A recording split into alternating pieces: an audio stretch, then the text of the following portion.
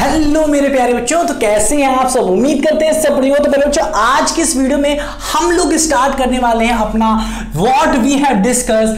Start क्या करना, पूरा का पूरा चैप्टर खत्म हो चुका है। डायरेक्ट प्रोपोर्शन, इनवर्स प्रोपोर्शन का हम लोगों ने बहुत अच्छे से समझा।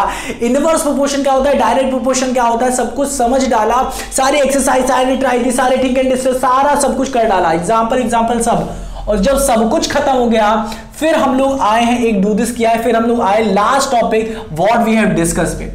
यहां पे हम लोग बस दो ही चीज समझने वाले हैं जो हम लोग समझ चुके हैं कि क्या चीज पढ़ा हम लोगों ने, डायरेक्ट प्रोपोर्शन और इनवर्स प्रोपोर्शन। वही चीज यहां पे समझाया है कि डायरेक्ट प्रोपोर्शन होता है क्या, इनवर्स प्रोपोर्शन क्या होता है। प्यारे बच्चों, अगर आपने नहीं पढ़ा है डायरेक्ट प्रोपोर्शन इनवर्स प्रोपोर्शन क्या होता है, तो आज भी अगर ये मैं बता दूंगा ना तो समझ में आ जाएगा इनवर्स प्रोपोर्शन क्या होता है, डायरेक्ट प्रोपोर्शन क्या होता है, पता चल जाएगा आपको। इसी वीडियो से पता चल जाएगा और जो फॉर्मूला यूज होता है वो भी पता चल जाएगा। बट बहुत बहुत बहुत अच्छे तरीके से अगर आपको समझना है तो वीडियो फर्स्ट बनी है जहां पर मैंने डायरेक्ट प्रोपोर्शन और इनवर्स प्रोपोर्शन बताया है, ठीक है ना। चलिए इसको स्टार्ट करते हैं। वीडियो नंबर फर्स्ट इसलिए मैं आपसे कह रहा हूं बच्चों देखने के लिए, क्योंकि वहां पे जो हम लोगों ने जिस तरीके से पढ़ा है ना डायरेक्ट प्रोपोर्शन इनवर्स प्रोपोर्शन, वो बहुत मजे तरीके से समझा, एकदम गजब तरीके से आया है। तो वीडियो नंबर फर्स्ट आप क्या करिएगा, इसका डायरेक्ट प्रोपोर्शन इनवर्स प्रोपोर्शन का जरूर देखिएगा।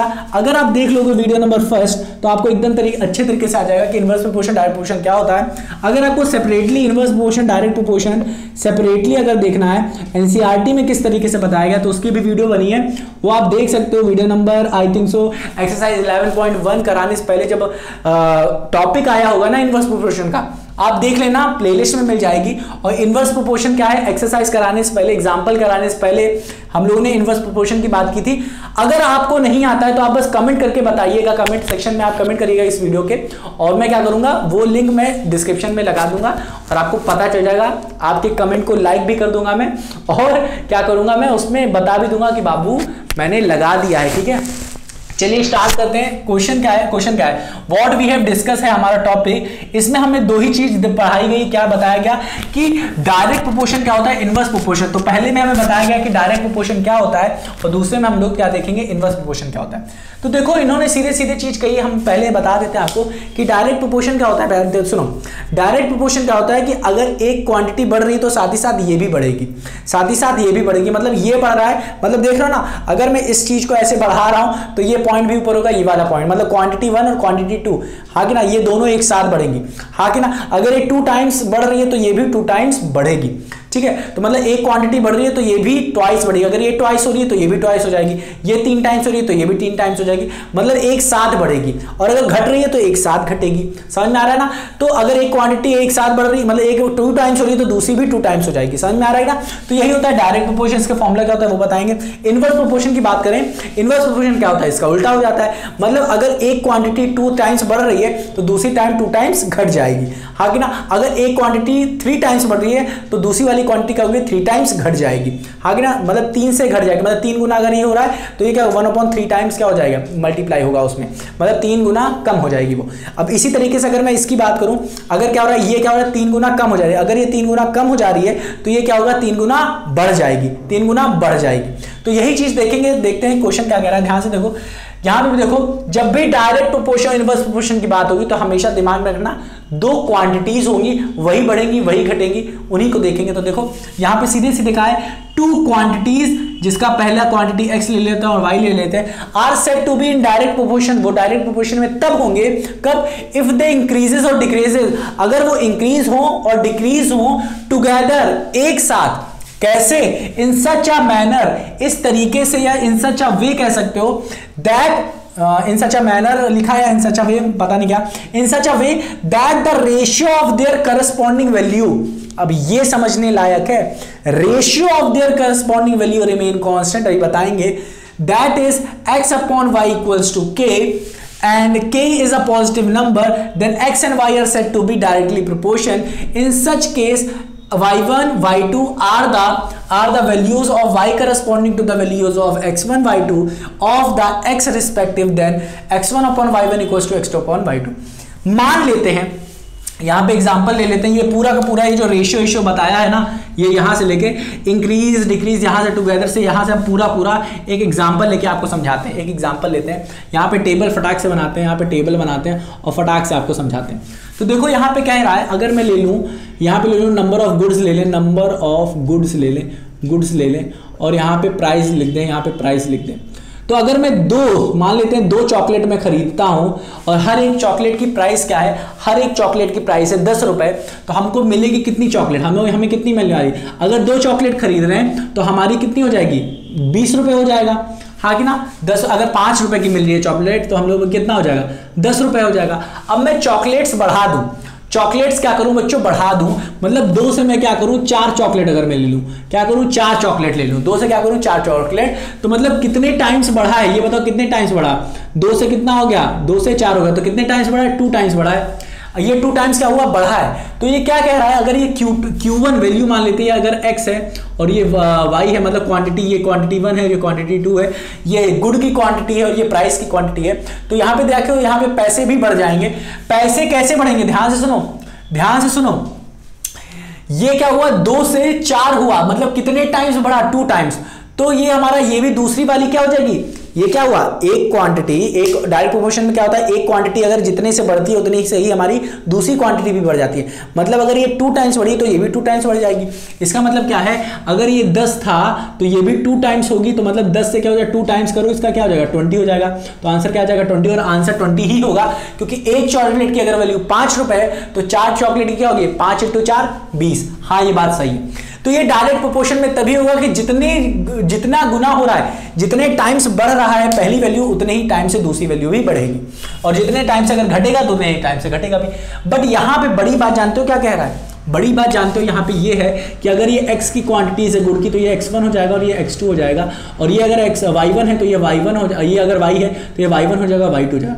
क्या रहा है, करस्पॉन्डिंग वैल्यूज को देखिए, यहाँ पे क्या है, x1 है, x2 है, y1 है, y2 है। क्या रहा है, ये जो 2 वैल्यूज हैं x1 और y1, अगर आप इसका रेशियो लेते हैं, मतलब अगर आप फ्रैक्शन में लिख दें आप, ठीक है, जो पहले थी और बाद में हुई, जो पहले थी और बाद में हुई, अगर आप इनको फ्रैक्शन फॉर्म में लिखेंगे तो आपको देखने को ये मिलेगा, जो रेशियो आएंगे इनके सेम आएंगे। दिखाएं क्या, देखो यहां पे हमारा, यहां पे रेशियो क्या रहा है, x1/y1 करो तो ये 2/10 करो, तो 2/10 करिए आप, ठीक है, 2/10, ये x1 और y1 आ जाएगा आपका, और आप क्या करिए, x2/y2 करिए, x2/y2 करिए, तो x2 क्या है 4 और अपना 20।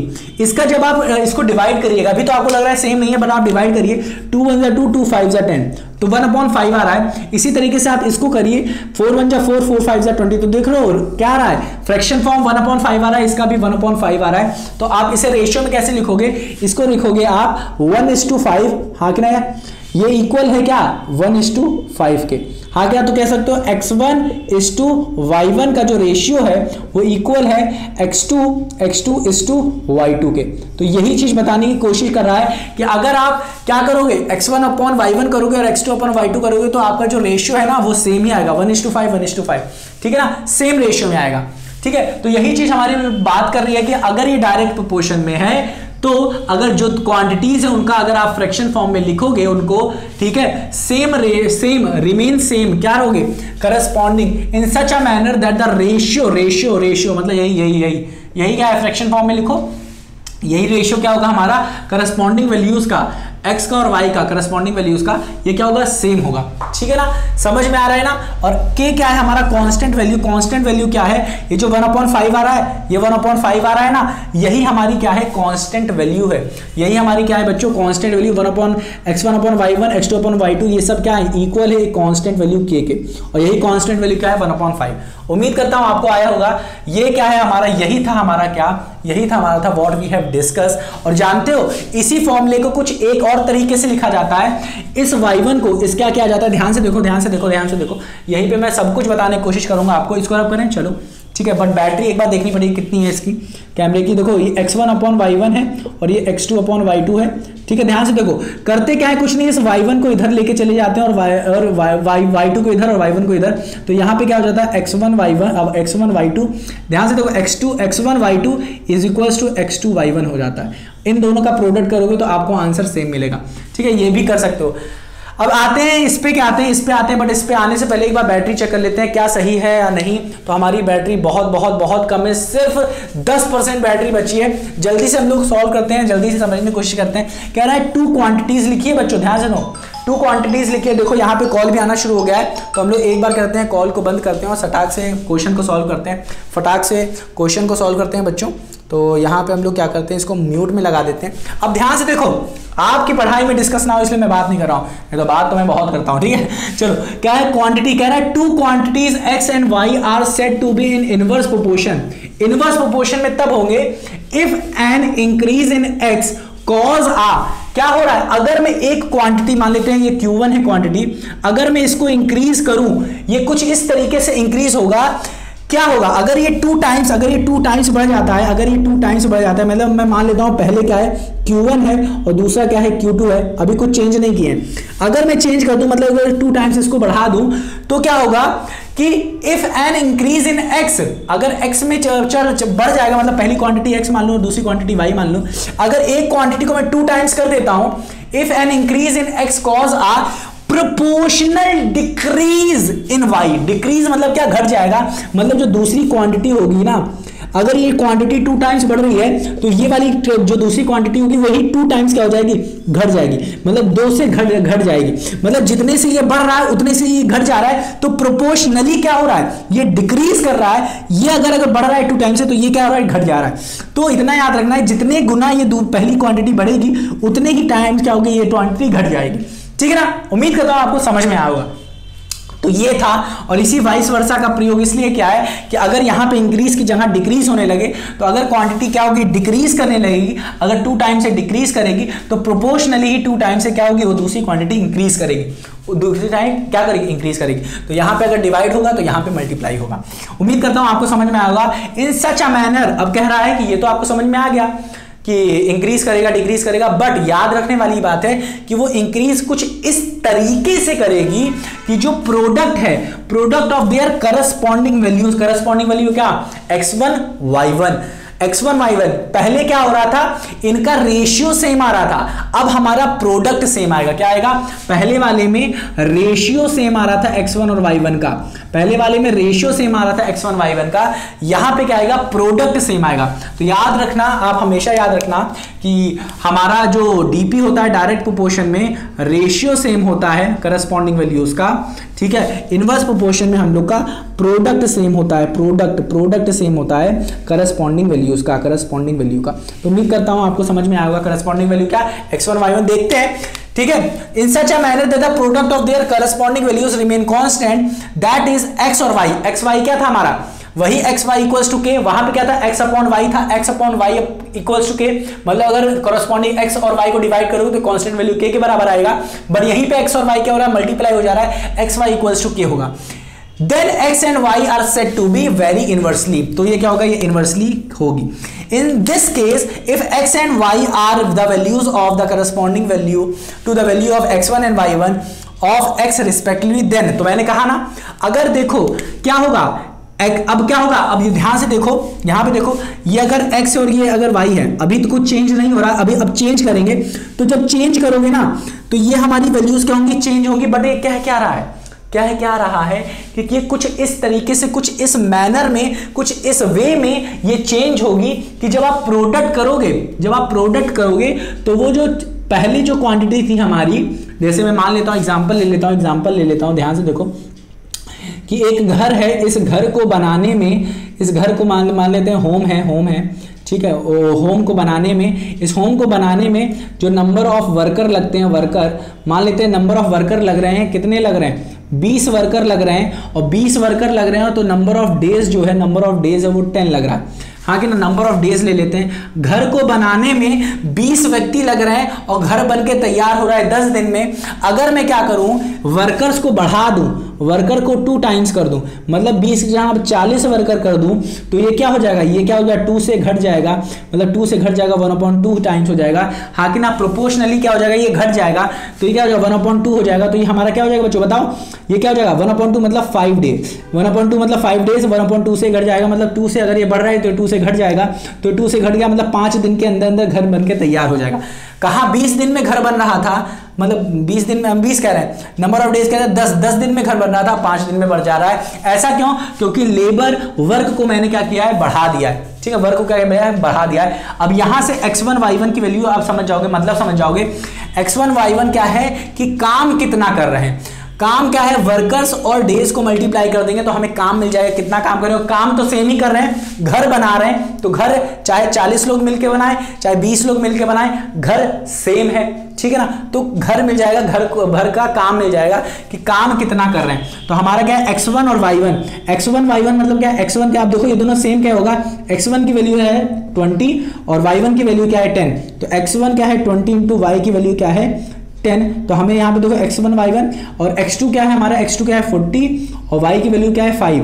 तो देखो क्या ये वैल्यू सेम आ रही है, ये देखो ये अभी आ रही है 200 और ये देखो 5 4 20, तो ये भी आ रही है 200। तो ये क्या, इसका मतलब क्या है कि हमारा ये x1 y1 क्या है, अगर आप मल्टीप्लाई करोगे, प्रोडक्ट करोगे तो सेम आ रही है वैल्यू। याद रखना, इनवर्स प्रोपोर्शन में प्रोडक्ट करने पे करस्पॉन्डिंग वैल्यूज को प्रोडक्ट करने में हमारा क्या होता है, क्या होता है, आंसर जो आता है वो सेम आता है, कांस्टेंट आता है। बट हमारा इसमें क्या नाम है, क्वांटिटी में क्या बोलते हैं, डायरेक्ट प्रोपोर्शन में क्या होता है, जब रेशियो करते हैं, ठीक है, इन दोनों को डिवाइड में लिखते हैं, तब हमारी जो क्वांटिटी आती है वो सेम आती है। उम्मीद करता हूं प्यारे बच्चों आपको समझ में आएगा। बहुत सरल था, बहुत गजब का क्वेश्चन था, मतलब ये भी सॉल्व करने में मजा आ गया। अगर आपने थिंक एंड डिस्कस ही अगर देख लिया होगा तो आपको बहुत अच्छे तरीके से समझ में आ गया होगा कि यहां पे क्या हो रहा है। फिर से बताता हूं, डायरेक्ट प्रोपोर्शन में क्या होता है, जिस वैल्यू से पहली क्वांटिटी बढ़ेगी उसी वैल्यू से हमारी दूसरी क्वांटिटी भी बढ़ेगी, मतलब सेम रेशियो में बढ़ेगी। बट अगर दूसरे की बात करें इनवर्स प्रोपोर्शन की, तो जिस प्रोपोर्शन में ये वाली बढ़ेगी, अगर इंक्रीज करेगी तो उसी प्रोपोर्शन में हमारी क्या होगी, ये वाली क्या होगी, घटेगी।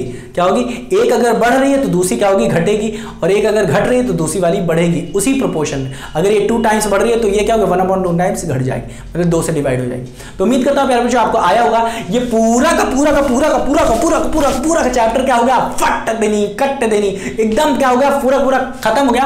हम लोगों ने बहुत अच्छे तरीके से डायरेक्ट प्रोपोर्शन को समझा, इनवर्स प्रोपोर्शन को समझा। बच्चों उम्मीद करता हूं कि आप सारी वीडियोस देख रहे होगे। आप ही के लिए इतनी मेहनत से मैं बना रहा हूं ताकि आपको समझ में आए, आपको कहीं पे भी भटकने की जरूरत ना पड़े, आपको रोने की जरूरत ना पड़े। क्योंकि आप जब क्वेश्चन नहीं सॉल्व कर पाते हो तो आप डिमोटिवेट हो जाते हो, सोचते हो अरे भाई साहब ये मेरे क्वेश्चन क्यों नहीं हो रहा है। तो उसी वजह से मैं सारे क्वेश्चन आपको करवा रहा हूं, ताकि अगर कोई भी क्वेश्चन फंस जाए ना तो आपको सोचना ना रहे, काश मैं कोचिंग कर रहा होता तो मैं नंबर ज्यादा ले आता, या कोई क्वेश्चन सॉल्व कर लेता, या कोई मुझे बता देता। तो ऐसा नहीं सोचना है, सारे क्वेश्चन मैं करवा रहा हूं ताकि आपको दिक्कत ना हो। तो मेरे नन्हे मुन्ने प्यारे बच्चों, आप कमेंट सेक्शन में बताइएगा ये वीडियो कैसी लगी, और आप बताइएगा ये चैप्टर समझ में आया कि नहीं। अगर आप कमेंट करोगे तो मुझे अच्छा लगेगा कि हाँ बच्चों को भी मदद हो रही है। तो प्यारे बच्चों मिलते हैं अपनी अगली वीडियो, अपना ख्याल रखना, रिवाइज करना मत भूलना, और हो सके तो इस चैप्टर को अपने दोस्तों के साथ शेयर करिएगा ताकि उनको भी समझ में आए, उनको भी बताओ अरे भाई साहब हम पढ़ने लिखने वाले लड़के हैं, हमें भी थोड़ा बहुत आता है, तुम्हें भी आ जाएगा।